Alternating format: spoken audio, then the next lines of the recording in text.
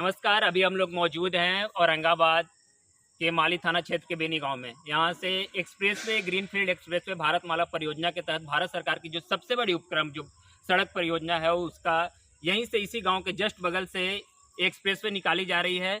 जब एक्सप्रेसवे आई थी तो ग्रामीण लोगों के बीच में खुशी की उमंग थी, लेकिन खुशी की उमंग कुछ ही क्षण में वो दुख में बदल गई जब यहाँ के लोगों के जमीन के बदले उचित अनुदान नहीं दिया गया।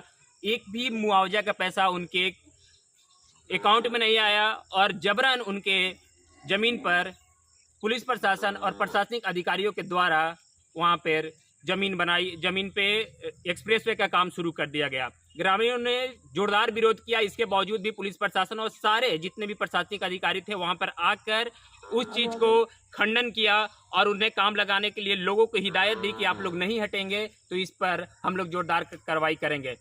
इस मामले पे विशेष सूचना देने के लिए अभी हम लोग बेनी गांव में मौजूद है और यहाँ के काफ़ी ग्रामीण जो हैं इसमें काफ़ी रोष खरोश में है इस काम के लिए, और इस गांव पे पूरे मामले पर जानकारी देंगे हमारे साथ ग्रामीण किसान नेता और हमारे ग्राम के प्रतिनिधित्व जो बेनी गांव के प्रतिनिधित्व कर रहे हैं श्री अशोक सिंह जी। क्या है मामला सर?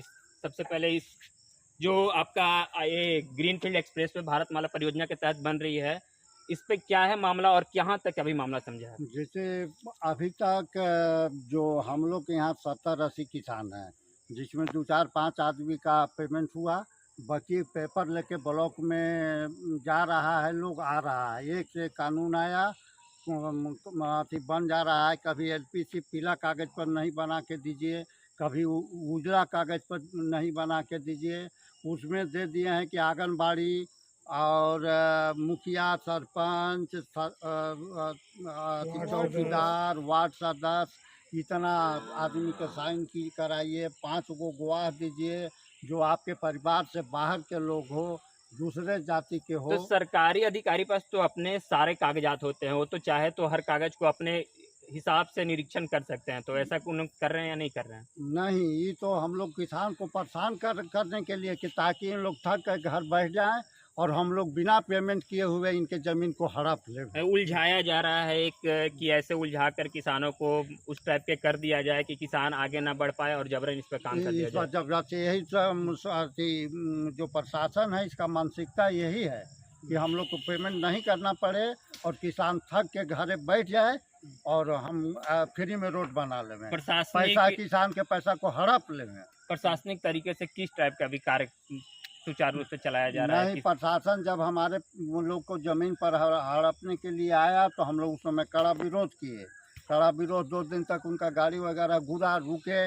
इसके बाद सीओ मैडम आन के हम लोग से बात किया और कहें कि चलिए आप लोग को हम वहाँ भूअर्जन पदाधिकारी और डीएम साहब से मिलाते हैं। वहाँ पर हम लोग गए, डीएम साहब हम अब अपना बात रखें। बात रखने के बाद उन्होंने कहा कि आप लोग का जो भी कागजात है वो ऑफिस में जमा कीजिए और रजिस्ट्रीकरण हो जाएगा, इसके बाद पेमेंट करेंगे। हम लोग कहें कि नहीं सर, जब तक हम लोग का पेमेंट नहीं हो रहा है तब तक आप काम रोक दीजिए।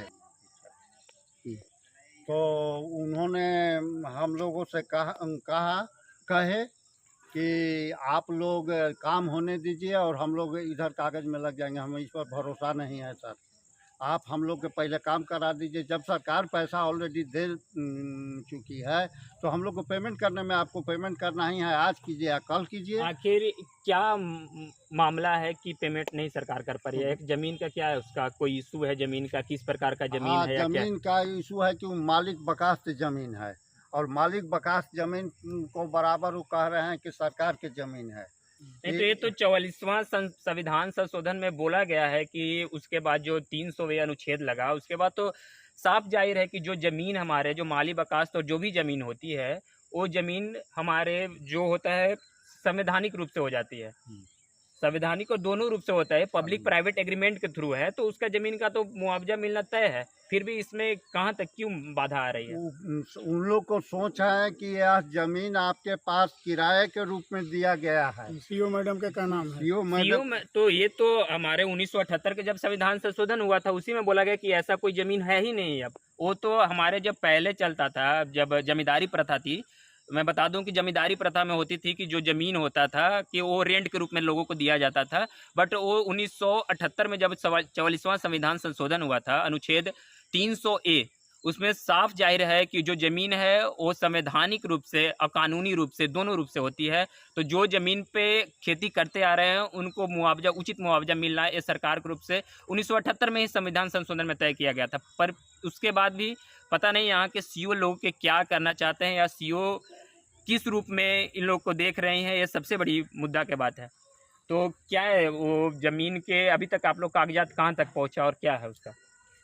जमीन के कागजात में हो रहा है कि कभी वंशावली बनाने के लिए 3 बार 3 कानून आया। पहले सरपंच बनाते थे, इसके बाद फिर उसमें नया कानून आ गया।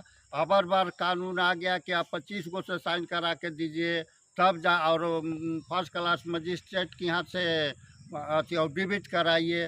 तो इतना काम करने में हम लोग को 15 दिन टाइम बीतता है, 20 दिन लग जाता सरकारी है। कानून के रूप से वो सारे कागजात वो भी कर सकते हैं, पर पता नहीं इस मामले को क्यों लीपापोती किया जा रहा है। किसानों को जबरन उनका ज़मीन हड़पने के लिए क्यों प्रशासनिक अधिकारी, और जब भारतमाला परियोजना भारत सरकार के पास इतने पैसे हैं तो भारत सरकार को चाहिए कि किसानों को सबसे पहले ज़मीन के मुआवजा दिया जाए। तो सीईओ मैडम का कहना है कि आप लोग का जो ज़मीन है वो सरकार का है, आप उसको रेंट पर रखे हुए हैं, आप मालगुजारी जो देते हैं से एक तरह से रेंट देते हैं, ज़मीन वो सरकार का है, यही तो समझाती है। ये मामला बिल्कुल सीईओ इस मामला को लीपापोती करने में लगी है, जैसे ऐसा कुछ है नहीं। अगर सीईओ पढ़ के आई है तो उनको ये बिल्कुल पता होना चाहिए कि हमारा संविधान संशोधन ऐसे, और 44वां संविधान संशोधन जो 1978 में हुआ था, ऐसा कोई मामला है ही नहीं। अब आगे आप लोग का क्या है कार्रवाई, आप लोग क्या आगे करना है चाहते कि हैं? हम लोग का कहना यही है कि ये